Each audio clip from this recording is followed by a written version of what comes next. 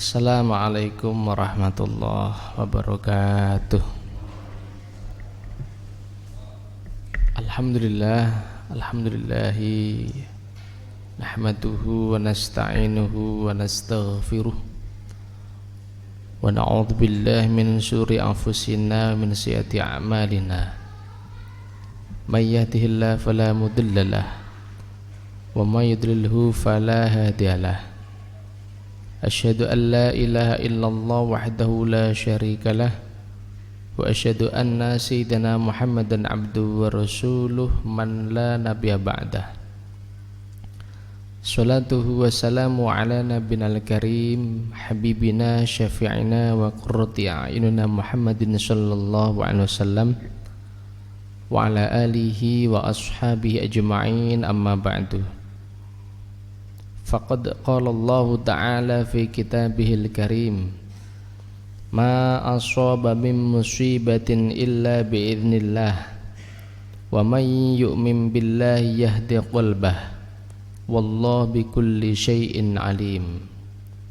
Wa ati'u Allah wa ati'ur rasul fa in tawallaitum fa innama ala rasulinal balaghul mubin. Amma ba'du. Hadratil muhtaramin wal muhtaramat, bapak-bapak, ibu-ibu, jamaah pengawasan nonton Masjid Nurul Islam rahimakumullah radhiya'ankum wa barakalakum. Mugi-mugi kita sedaya tansah pinaringan rahmat, ridho, barokah dari Allah Subhanahu wa taala. Amin Allahumma amin. Alhamdulillah, malam hari ini kita bisa melaksanakan kajian rutin. Malam niki kita lanjutkan tafsir surat At-Taghabun sampai pada ayat yang ke-11 surat At-Taghabun. Bismillahirrahmanirrahim. Allah berfirman di dalam surat At-Taghabun ayat 11, ma asaba mim musibatin illa biiznillah wa may yu'min billahi yahdi qalbah wallahu bikulli syai'in alim.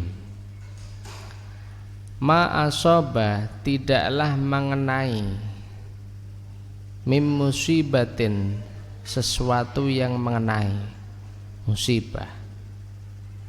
Tidak ada musibah yang bisa mengenai seseorang. Nah, ini maknanya ngoten, ma asaba mim musibatin illa biiznillah, kecuali atas izin Allah. Wa may yu'min billah, siapa yang iman billahi kepada Allah, yahdi qalbah, Allah akan memberi petunjuk qalbahu, hatinya. Wallahu bikulli syai'in alim, dan Allah mengetahui segala sesuatu.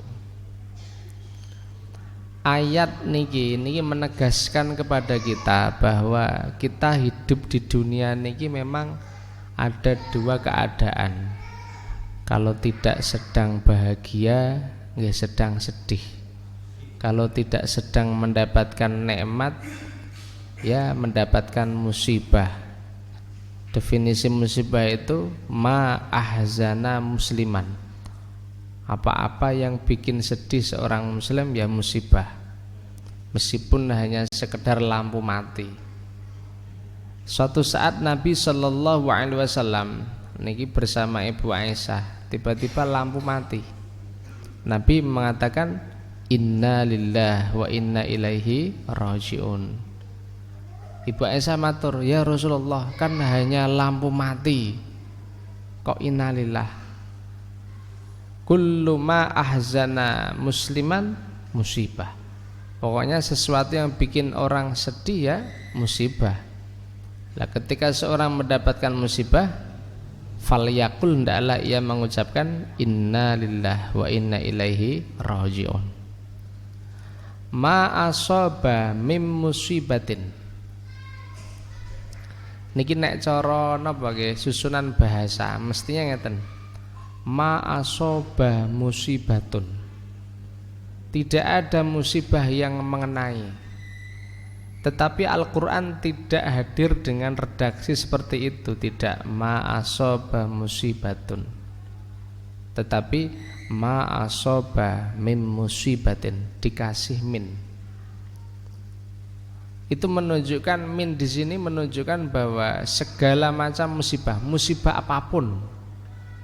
Karena kalau bahasane ma asoba musibatun, tidak ada musibah yang mengenai, jangan-jangan ada musibah yang datang tidak atas izin Allah. Makanya Quran redaksinya tidak ma asoba musibatun, tetapi ma asoba mim musibatin, dikasih min musibatin, musibah apapun, illa biidznillah, kecuali atas izin Allah. Kalimat biidznillah itu maknanya apa? Izin kok koyo-koyo musibah itu punya kehendak, terus izin sama Allah. Ya Allah, misalkan penyakit ya, saya tak hinggap ke seseorang ya, misalkan kecelakaan, ya Allah ini tak bikin seperti itu ya. Bukan, biidznillah itu bukan seperti itu. Biidznillah itu ay bi amrillah. Makanya ini pentingnya buka tafsir. Biidznillah itu dimaknai oleh para mufassir ay bi amrillah, atas perintah Allah. Jadi semuanya itu bi amrillah wa qadaihi, atas perintah Allah, atas kehendak Allah. Tidak ada yang atas inisiatif musibah itu, tidak ada. Bahkan penyakit pun ya, entah penyakit sing cara medis diarani penyakit menular ataupun tidak menular, semuanya itu bi amrillah, atas perintah Allah. Tidak ada penyakit yang datang atas inisiatif dia, tidak ada. Semuanya bi amrillah, atas perintah Allah. Makanya di dalam Bukhari ada hadis la adwa wala tiyarota wala hamata. La adwa, tidak ada penyakit menular, tidak ada. Artinya tidak ada penyakit yang menular atas izin penyakit itu sendiri, atas kehendak penyakit itu tidak ada. Semuanya atas izin Allah, semuanya atas perintah Allah. Sesuai dengan ayat ini, ma asobam min musibatin illa biidznillah. Makanya ketika Nabi mengatakan la adwa, tidak ada penyakit yang menular, itu sahabat bertanya, ya Rasulullah, nyatanya saya punya onta itu sehat. Setelah tak sandingkan sama onta yang sakit, gatel-gatel, ya mana kan Nabi nggih wonten penyakit gatel onta sing menular. Nek cara sakniki mungkin kados PMK ngoten lho Pak nggih. Memang daerah yang diserang itu kulit, mulut, itu zaman kan Nabi sudah ada. Akhirnya itu nyatanya yang tadinya sehat, pagi sehat, begitu kontak sebentar pisah kena. Tidak hanya itu ya Rasulullah, onta saya tadi kena, begitu tak kumpulkan dengan onta saya yang di rumah kena, jadi berentek, itu kan menunjukkan menular. Terus kata Nabi, kalau memang ontamu itu tertular dari onta sebelumnya, terus onta yang pertama kali sakit tertular dari mana? Kata Nabi seperti itu. Jadi itu satu. Kalau memang itu menular atas inisiatif sendiri, terus onta yang pertama kali sakit dari mana? Yang kedua, apa semua onta yang kontak sakit? Tidak. Makanya secara akidah ya, secara akidah, saya garis bawahi secara akidah, semuanya itu memang atas kehendak Allah. Ma asoba mim musibatin illa biiznillah, ini akidah. Kalaupun secara syariah ya biasa, namanya kita itu harus tetap menggunakan syariat, la dororo wala diroro, kita tidak boleh membahayakan. Kalau secara medis memang penyakit tertentu itu punya punya watak bisa menular, ya sebagai langkah ikhtiar ya kita ikhtiar. Tetapi secara hakikat akidah Islamnya, ampun kesupen, sedaya itu benar-benar atas izin Allah. Ma asoba mim musibatin illa biidznillah. Wa may yu'min billah. Ngeten niki penting, Pak. Gadah keyakinan sedaya sing dadosna susah niki kersane Allah. Niki penting ditanamkan ke hati. Karena begitu kita menyadari seyakin-yakinnya atas Allah, ngeten niki nek sedih mboten sedih nemen-nemen. Dadi mboten sedih nemen-nemen. Apalagi ada ayat ma asoba mim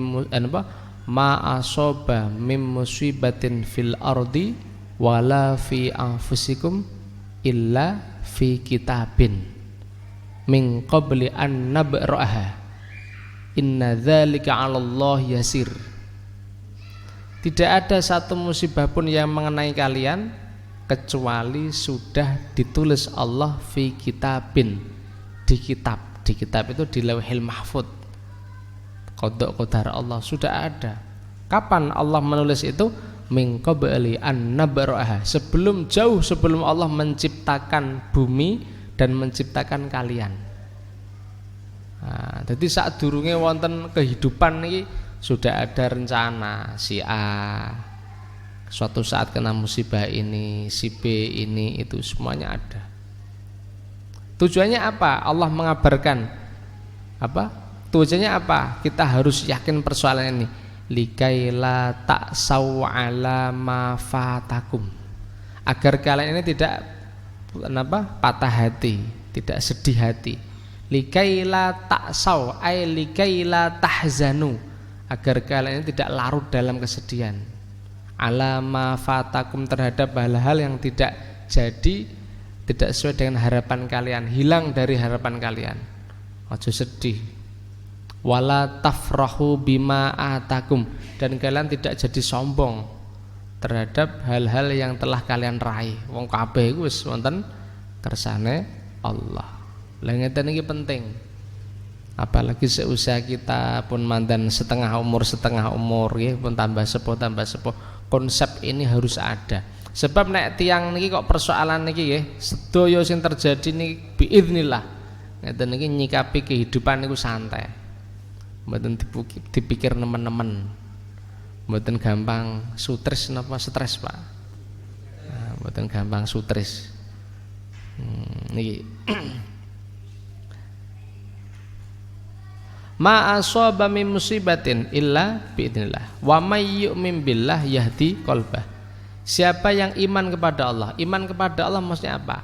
Percaya bahwa segala sesuatu termasuk musibah yang diterima oleh siapapun itu benar-benar atas kehendak Allah, atas perintah Allah. Yahdi qalbahu, maka Allah akan memberikan petunjuk qalbahu kepada hatinya. Yahdi qalbah. Mulane ayat ini menunjukkan kepada kita, Pak, bagaimana solusi menghadapi kehidupan ini, berbagai musibah, kesedihan macam-macam. Ya kuncinya ya iman. Yu'min billah. Maksudnya iman bagaimana? Pertama kita harus yakini nek niki memang kehendake Allah. Kemudian setelah itu kita yakini nek tujuannya Allah sae. Jangan sampai suudzon datang Allah. Tidak boleh ada tuhmah kepada Allah, kecewa datang Allah, berburuk sangka datang Allah. Kadang-kadang kan tiang sing napa nggih salah dalam memahami karakter Allah. Ini kadang-kadang kecewa kali kersane Allah, dan ini bahaya. Kita harus tetap berhusnudzon. Ada orang misalkan Pak ahli sholat, ahli jamaah, rumangsane maksiat sithik-sithik dihindari. Tapi ternyata kok kehidupannya kok isih penuh dengan kesedihan-kesedihan. Rezekine ya seret, ana mriyang, ana macem-macem. Sementara dia melihat fenomena lain, ada orang ahli maksiat, terus gak gelem sholat, gak gelem jamaah, tapi kok ya duwite akeh, awake sehat, cita-citane dikabulkan oleh Allah dan seterusnya. Ngeten kadang-kadang nek mboten dipandang dengan kacamata iman, nih akhirnya terus suudzon karo Gusti Allah, kecewa datang Allah.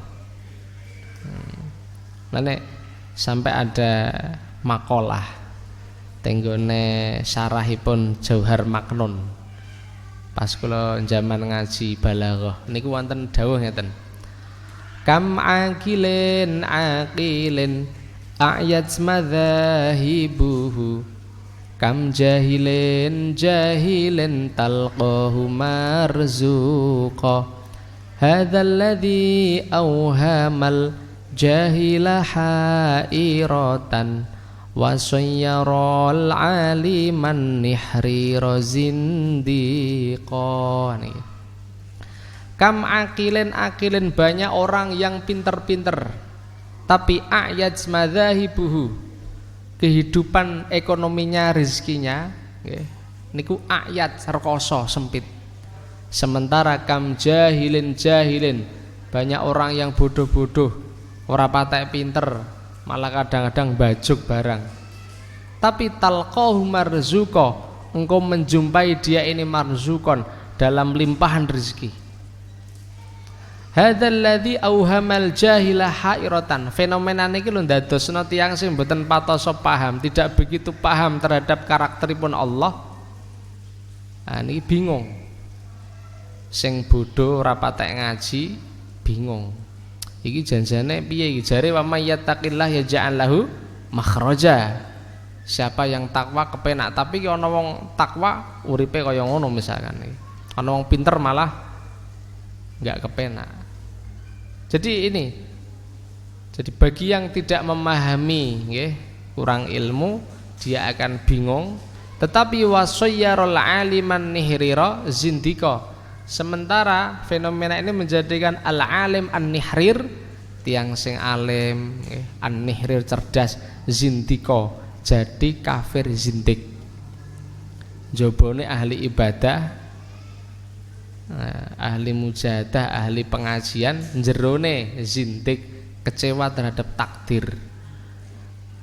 Ngeten iki wonten napa mboten, Pak? Mungkin nek sekedar duwite sithik mboten patos, Pak.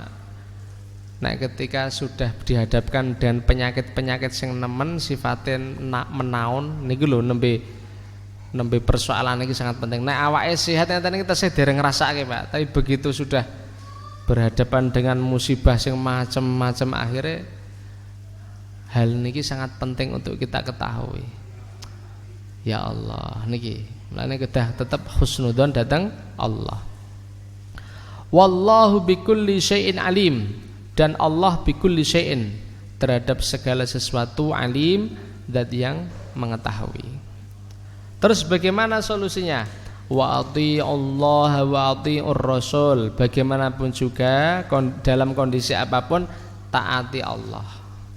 Wa ati'ur rasul, taati Rasulullah. Niki kunci niki. Ampun terlena wong kita itu hanya sekedar napa nggih, dalam dunia ini kan nganu nggih, medan ujian. Kelas ujian. Jadi liyabluwakum ayyukum ahsanu amala. Jadi dikasih senang, dikasih susah, macam-macam. Ini Allah ingin mengetahui sikap kita. Makanya jangan sampai lena. Taati Allah, taati Rasulullah. Fa in tawallaitum fa innama ala rasulinal balaghul mubin. Fa in tawallaitum, jika kalian malah berpaling dari Allah. Ayat ini menunjukkan musibah itu punya resiko memalingkan al-mukmin al-muslim dari Allah. Niki sing atos-atos. Jadi musibah niku nek tidak disikapi dengan hati-hati, tidak dengan kacamata iman, tidak dapat bimbingan, niki musibah saged ngelengserno iman. Naudzubillah summa naudzubillah min dzalik. Fa in tawallaitum, kalau sampai kalian ini kok malah oleng gara-gara musibah terus menjauh dari Allah, tidak taat dengan perintah-perintah Allah dan seterusnya, fa innama ala rasulinal balaghul mubin, maka sungguh ala rasulina, atas diri utusanku, al balaghul mubin, tugas menyampaikan. Jadi apa itu,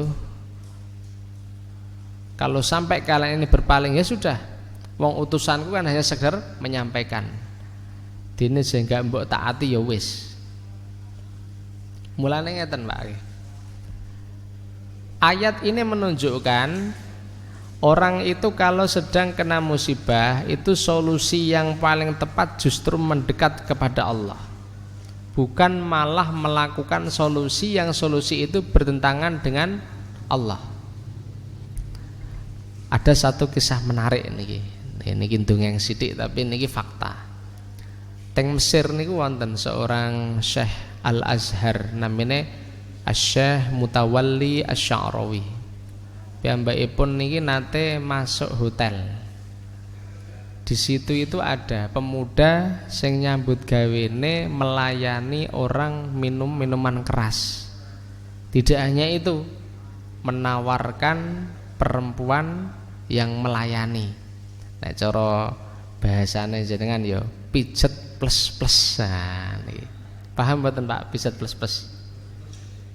Yes, ya tok-toke paham. Nah, dados wonten niku. Ngeten iki pekerjaan ingkang halal napa haram napa sunah muakkadah? Haram. Nyambut gawe kok ngelayani wong mabuk, wong zina.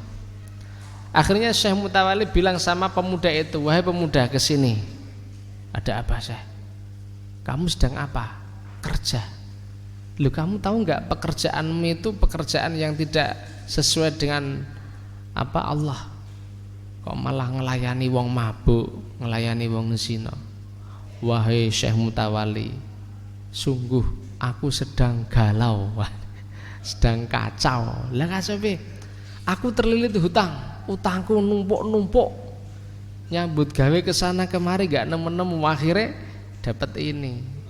Nah, nyambut gawe ning hotel, pekerjaan yang melayani orang mabuk dan orang zina. Apa kata Syekh Mutawalli? "Duh, kamu seandainya seumur hidupmu kok entek untuk nyambut gawe seperti ini, demi Allah persoalan hidupmu tidak akan selesai, hutangmu tidak akan lunas, sudah pasti kowe akan hidupmu tambah rekoso." Lah terus solusinya bagaimana? Al Quran telah mengatakan, "Wa may yattaqillah yaj'al lahu makhraja wa yarzuqhu min haitsu la yahtasib." Takwa dulu baru Allah ngasih solusi. Wong kamu belum takwa kok cari solusi. Dan tidak ada solusi dengan meninggalkan takwa, tidak ada. Terus gimana? Dah, sekarang kamu keluar dari pekerjaan ini, minta sama Allah yang halal, nanti akan dianu. "Oke, siap." Salaman Pak niku. Akhirnya metu. Begitu metu piyambake wis pokoknya wis nyari-nyari mohon sama Allah. Alhamdulillah. Piyambake niku ditawari ngurusi hotel teng Madinah. Sing ngurusi masalah tiang umroh. Ya, akhirnya pun terus piyambake dapat pekerjaan, dan pekerjaan itu gajinya itu di atas yang kemarin itu. Begitu ketemu Syekh Mutawalli dia menangis, "Ya Allah, saya terima kasih. Allah memberi aku solusi dan alhamdulillah hutangku sudah lunas." Mulai nek wonten tiyang kok kepengen nglunasi utang kok lurus sing haram-haram nyambut gawene mboten jujur, malah tambah rubes. Wong kepengen mencari mengatasi masalah kok malah nyari yang haram-haram. Wong jelas riba kok diparani, misalkan iki diterus-terus ya ndak jadi solusi. Pasti dia akan tambah ruwet uripe. Karena wa may yattaqillah yaj'al lahu makhraja wa yarzuqhu min haitsu la yahtasib. Nek bahasane at-taghabun, fa in tawallaitum fa innama 'ala rusul balaghul mubin. Kok ternyata kamu berpaling dari Allah, dari Rasulullah, ya sudah, tugasnya Kanjeng Nabi cuma menyampaikan. Pun Allahu la ilaha illa huwal hayyul qayyum. Allah adalah la ilaha, zat yang tidak ada Tuhan illa huwa, kecuali hanya Allah. Wa 'alallahi falyatawakkalul mu'minun. Wa 'alallahi, dan atas Allah, falyatawakkalul mu'minun, hendaklah orang yang beriman bertawakal, berpasrah diri kepada Allah. Wa 'alallahi falyatawakkalul mu'minun. Nah, ini ayat ke-13 ini menegaskan dua hal. Yang pertama menegaskan kepada kita ketauhidan Allah, bahwa Tuhan itu benar-benar Allah. bahwa yang menghendaki segala hal termasuk musibah itu Allah. Dan jangan sampai gara-gara ana musibah imanmu goyang. Allahu la ilaha illahu, tidak ada Tuhan kecuali Allah. Niki seolah-olah niki Pak, peringatan dari Allah bahwa musibah itu bisa goyangno iman. Mulane niki pas dengan sabda Nabi, kadal faqru ayyakuna kufron. Hampir saja kefakiran yang diterima oleh orang, yang dialami orang itu menjadikan dia kafir. Nah niki, jadi musibah itu kadang-kadang seperti itu. Tapi nggih bolak-balik tergantung tiangnya, bolak-balik tergantung apakah dia pada akhirnya mendapat hidayah apa tidak. Karena ternyata Pak nggih, ternyata wonten hadis ngeten, asyaddun nasi balaan al anbiya wal mursalun summal auliya thummas salihun fal amthal thummal amthal. Manusia yang paling besar ujiannya itu justru para nabi, para rasul, terus para aulia, para orang-orang solih, terus di bawahnya. Makanya kadang-kadang musibah yang diterima orang itu ada yang menjadikan dia semakin jatuh. Dalile kadal fakru ayyakuna kufron. Tapi kadang-kadang ada yang menjadikan dia semakin tinggi derajatnya. Dalile asyaddun nasi balaan al anbiya wal mursalun. Makanya siapa yang bisa selamat dari itu? Ya ini bolak-balik innal huda hudallah. Petunjuk itu memang benar-benar petunjuk Allah. Makanya dalam ayat ini Allah menegaskan Allahu la ilaha illahu. Tetap Tuhan itu Gusti Allah, aja gara-gara ana musibah terus seluruh Tuhan liya aja. Ha niki. Wa 'alallahi falyatawakkalul mu'minun. Soalnya wonten lho Pak, tiang sampai saya tidak tahu ini apakah persoalan dari hati apa hanya sekedar keluh kesah. Kadang-kadang tanpa disadari ada orang bilang gini, ya Allah, kula niki kurang apa? Nah niki lho. Rumangsane kula wis dadi wong Islam, ya gelem salat 5 waktu, ya ahli jamaah, ya ahli ngaji.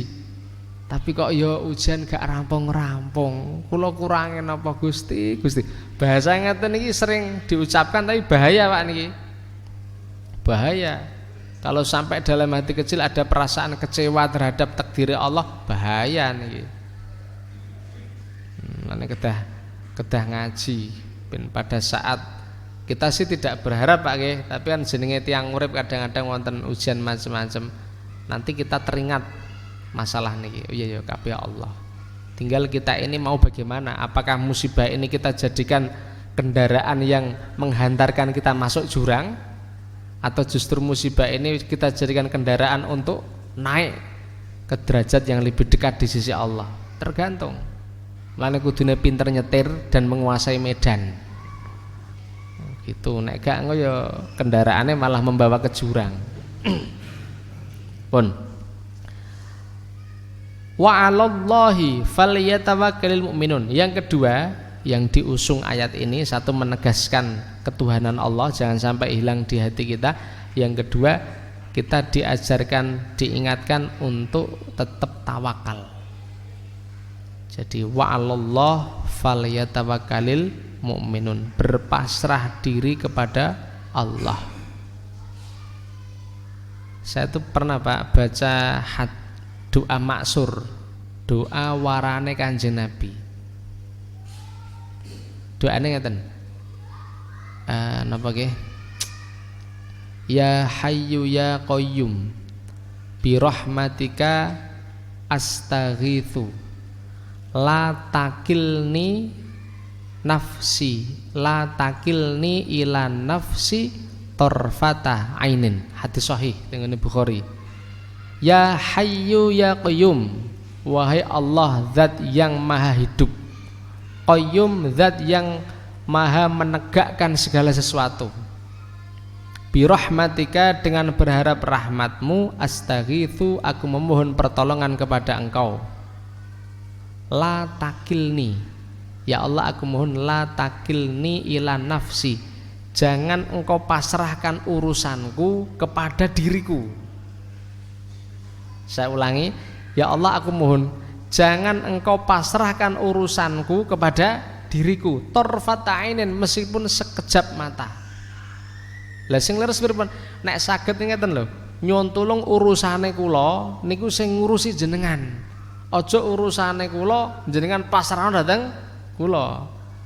Niku la takilni ila nafsi tarfata ainin. Jangan engkau serahkan urusanku kepada diriku meskipun sekejap mata. Tiang sing sedih-sedih sampai stres niku tiang sing berusaha urusannya itu diatasi sendiri. Jadi wonten tiang ono masalah keuangan, aduh, bagaimana? Karena dia merasa itu adalah urusan dia. Dah, saya harus konsep nopo nggih? Ya membebani diri dan tidak sesuai dengan adab orang yang beriman. Yang betul bagaimana? Secara ikhtiar kita ikhtiar, tetapi secara hati serahkan urusan kepada Allah. Wa may yatawakkal 'alallah fahuwa hasbuh. Siapa yang menyerahkan urusannya kepada Allah, Allah yang akan menyukupi. Ngeten iki gampang diomongno, angel dilakoni, Pak. Tetapi nek saged uripe kepenak banget. Misalkan kita menghadapi sakit telah sing genah sakit, yang tadinya awak saya tiba-tiba sakit. Ngeten iki nek napa nggih, nek tiyang sing tawakal menyerahkan urusan kepada Allah, halah semuanya Allah. Dokter ben mikir tang, tapi saya soal sakit, sembuh, hidup, mati dan seterusnya Allah, titik. Ngoten rasane enteng Pak nggih. Enteng lho niku. Tapi kalau sampai tidak bisa seperti itu sama artinya dia membebankan urusannya kepada dirinya sendiri. Jadi sandaran itu penting, sandaran. Kenapa ada orang sedih? Karena dia masih merasa bahwa persoalan hidupnya adalah persoalan dirinya sendiri. Tapi seandainya dia bisa geser bahwa dia tidak punya persoalan, dia tidak punya beban, karena semua persoalan adalah urusan Allah, semua beban kehidupan adalah urusan Allah. Enteng nih, angel nih Pak, tapi prakteknya fal yatawakkalil mukminun. Hendaklah orang yang beriman itu benar-benar memasrahkan. Cirine tiang tawakal, cirine Pak niku napa nggih? Begitu dia merasa diserahkan Allah, tenang. Tiang tawakal niku padha karo bayi. Tawakal niku tingkatannya macam-macam. Pertama tawakale wakil ning gone, ini kata Imam Ghazali nggih di dalam Ihya. Derajat orang yang tawakal itu ada 3. Pertama derajat wong awam. Niki seperti tawakalnya si muwakil kepada wakil. Niki derajat paling endep. Senomor kalih tawakale sobi li ummihi, bayi kepada ibunya. Sing paling tinggi niku tawakale mayit li ghasilihi, maring sing ngedusi. Jenengan mangke diakan Pak, tawakale jenengan niku sedang dalam posisi mana? Sing penting aja ngantek telu-telune ora masuk nggih. Pertama pasrahe wakil dateng muwakil. Jenengan kan kadang-kadang tidak bisa ngatasi masalah, akhirnya pasrah wong. Pak, aku ada masalah urusan pergendengan karo wong Surabaya kono. Jah aku saiki pasrah karo panjenengan, tolong diurusi urusanku. Lah tawakale wakil ning gone muwakil ning gone wakil niki nggih ngenteng-entengi Pak, tapi tesih wonten was-was. Kadang-kadang wakile bener apa ora iki. Ya padha karo ada orang punya persoalan, dia napa nyewa pengacara. Durung ngantek 2 wulan pengacaranya ditarik, dilimpahno pengacara yang lain karena tidak begitu percaya. Gitu. Tawakal kita seperti itu kadang-kadang tawakal karo Allah, tapi nyatane aja kemrungsung penggali karena masih merasa bahwa ini masih urusan saya. Niki tawakale wakil, tawakale tiang yang mewakilkan pada wakil itu kan pasrah tapi ora patek temenanan, hanya untuk urusan tertentu dan masih belum bisa 100%. Niki. Terus yang nomor kalih niki munggah sithik. Tawakale bayi nggih fi yadi ummihi. Sing jenenge bayi niku asal pun digendong biyunge wis mantep. Pokoknya anak gerana bayi digendong ibune mantep. Ora bakal melu mikir, iki engko ibuku arep makane aku apa, jam pira. Dak. Angger cekel ibune cek dah semelah. Niki tawakale bayi. Begitupun kita, kalau kita merasa menjadi hamba Allah, pasrah sama Allah, tek. Urusan carane Allah pi urusan Allah. Niku bayi. Sing paling dhuwur Pak, puncak tertinggi niku tawakale mayit dateng li ghuslihi. Sing jenenge mayit ning arep diwolak-walik, digebyar-gebyar, diapa-apakno kan meneng bae Pak nggih. Begitupun kita. Anak-anak ini derajat nabi, derajat mursalin sing saged wis pokoke hati ini los, tidak pernah ada beban apa-apa, karena ketika ada sesuatu yang bikin sedih di mata manusia umum, dia segera memandang bahwa itu adalah Allah, di balik itu Allah 100%. Jadi blas mboten gadah rasa kuwatir apa-apa, mantep. Angel niki. Pun. Mulane walhasil kita hidup seampun-ampun kan, ampun dijadikan masalah kita terus. Dah sekarang pasrah sama Allah. Ngoten niku rasane kepenak. Jadi mboten nganu, mboten jadi beban hidup bae. Ora rampung-rampung urusane. Ya ayyuhalladzina amanu inna min azwajikum wa auladikum aduwwan lakum fahdharuhum wa in ta'fu wa tasfahu wa taghfiru fa innallaha ghafurur rahim. Pun sakniki ganti tema sekedhik niki, ganti tema. Ya ayyuhalladzina amanu, wahai orang-orang yang beriman, inna min azwajikum, sungguh di antara istri kalian, wa auladikum, dan anak-anak kalian, aduan, terdapat musuh, lakum, untuk kalian, maka fahdharuhum, waspadalah kalian kepada mereka, kepada anak istri.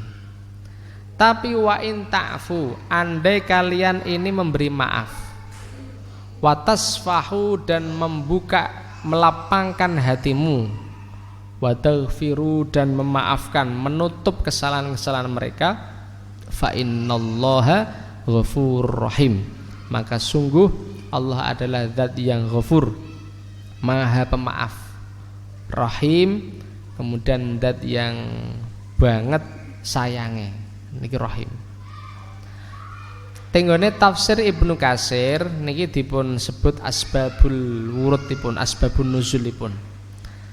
Dulu pada masa Nabi sallallahu alaihi wasallam memerintahkan sahabat untuk hijrah ke Madinah. Niki ada satu keluarga yang rencananya ikut hijrah tapi nggak jadi. Goro-gorone niku istri sama anaknya nggak setuju. Pak, kamu apa mau ikut hijrah sama Nabi? Iya.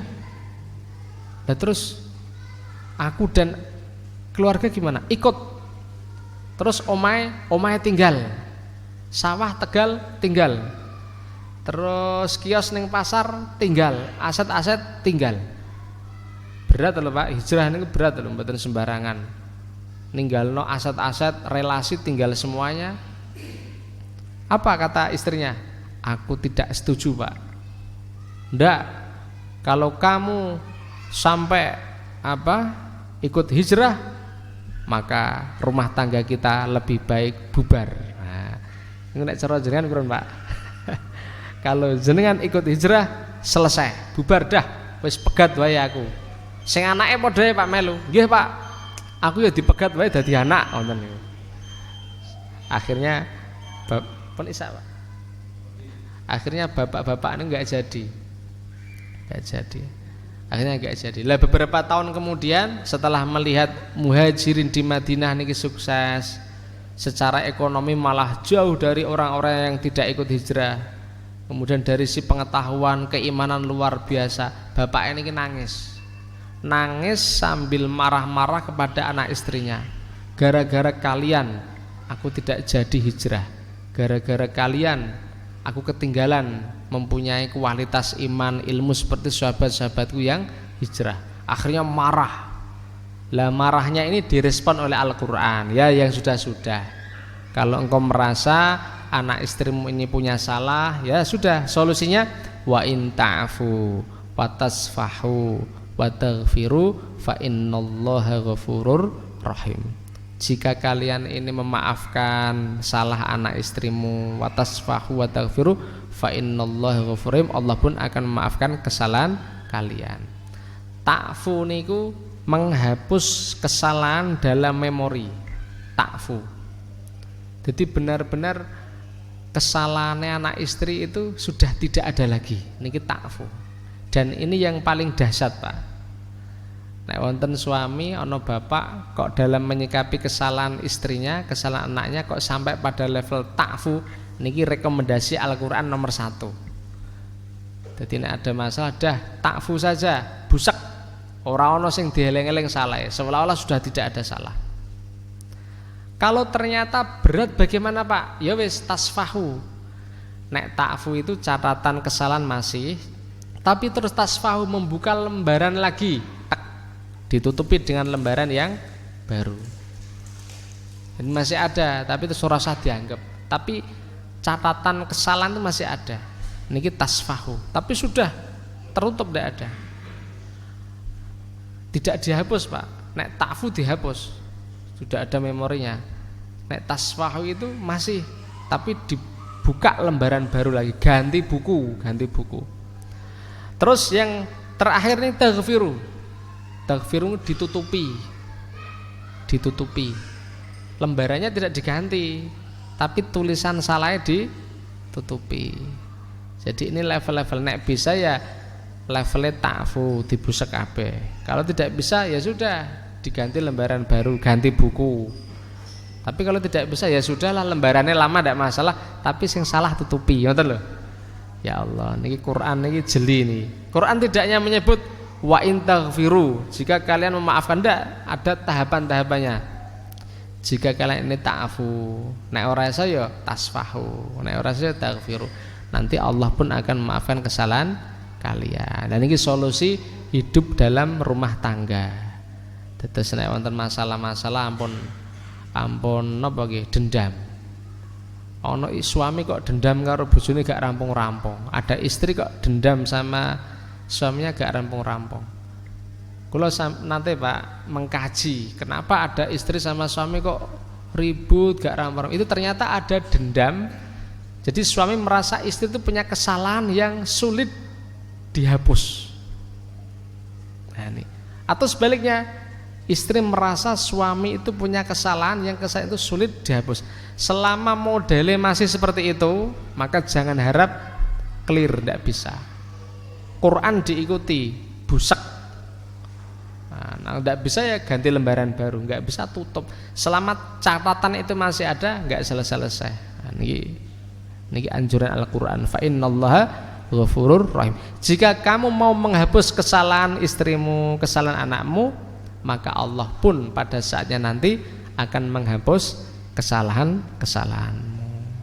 Oke, semoga kita bisa. Amin Allahumma amin. Assalamualaikum warahmatullahi wabarakatuh.